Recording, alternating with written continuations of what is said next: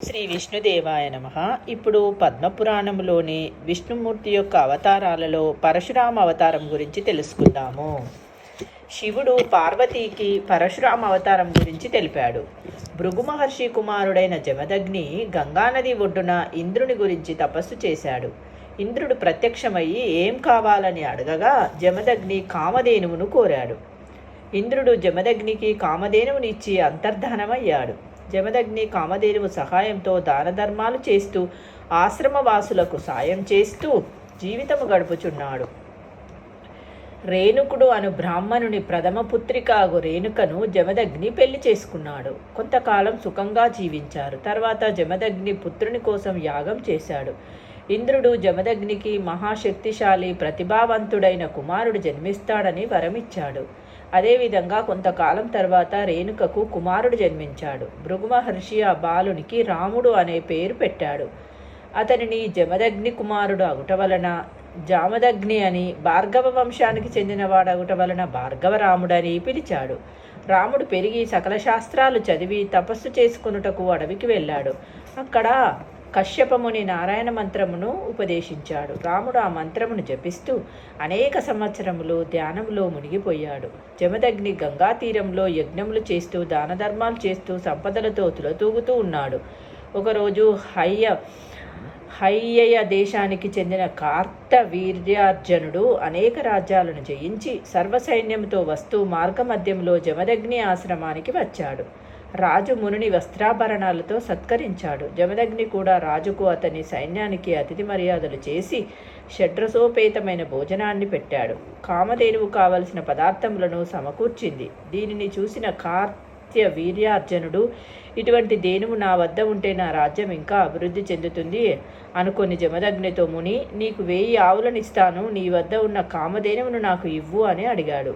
జమదగ్ని రాజుతో, రాజా, నీ మాట కాదంటున్నందుకు క్షమించు. ఇది ఇంద్రునికి చెందినది కనుక ఈ కామధేనువును నేనిచ్చుటకు వీలు కాదు అన్నాడు. కార్త్యవీర్యార్జునుడు కోపంతో ఆ కామధేనువును బంధించి రాజధానికి తీసుకురండి అని సైనికులను ఆజ్ఞాపించాడు. సైనికులు కామధేనువును బంధించడానికి ప్రయత్నించారు. కామధేనువుకు కోపం వచ్చింది. అది క్షణకాలంలో కార్త్యవీర్యార్జున సైన్యాన్ని నాశనం చేసి మాయమైపోయి ఇంద్రుని వద్దకు చేరింది. నాశనమైన తన సైన్యాన్ని చూసి కార్త్యవీర్యార్జునుడు కోపంతో జమదగ్నిని చంపి తన రాజ్యానికి వెళ్ళాడు. సాలగ్రామ పర్వతంపై తపస్సు చేస్తున్న రామునికి విష్ణువు ప్రత్యక్షమయ్యి శత్రువులను నశింపచేసే గడ్రగొడ్డలిని, ధనస్సును, దివ్యాస్త్రాలను ఇచ్చి మాయమయ్యాడు. పరశువును పొందిన రాముడిని పరశురాముడు అన్నారు. పరశురాముడు తన తండ్రి ఆశ్రమానికి వచ్చి తండ్రి చంపబడ్డాడని తెలుసుకున్నాడు. కోపంతో హయవ నగరానికి వెళ్ళాడు. అతడిని చూసి ద్వారపాలకులు కార్త్యవీర్యార్జునుతో ఎవరో ఆయుధం ధరించి ద్వారం వద్దకు వచ్చాడని చెప్పారు.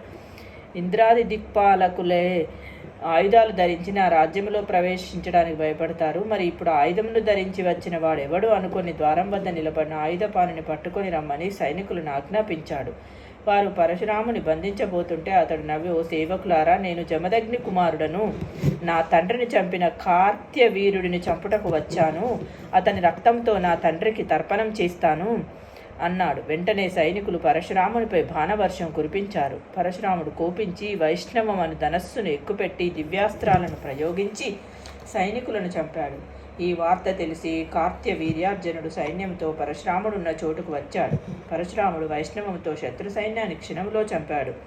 తర్వాత తన గడ్రగొడ్డలితో కార్త్యవీర్యార్జునుని 1000 భుజాలను నరికి చివరకు అతని తలను ఖండించాడు. పరశురాముని ఉగ్రస్వరూపమును చూసి రాజులు తలా ఒక దిక్కుకు పారిపోయారు.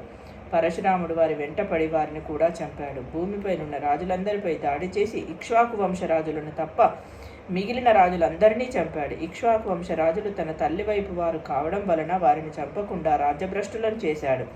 తర్వాత అశ్వమేధ యాగం చేసి భూమినంతటిని బ్రాహ్మణోత్తములకు ఇచ్చి బద్రికాశ్రమముకు చేరి తపస్సు చేశాడు అని శివుడు పార్వతీకి పరశురామ అవతారం వృత్తాంతమును తెలిపాడు. రేపటి వీడియోలో శ్రీరామావతారం గురించి తెలుసుకుందాము.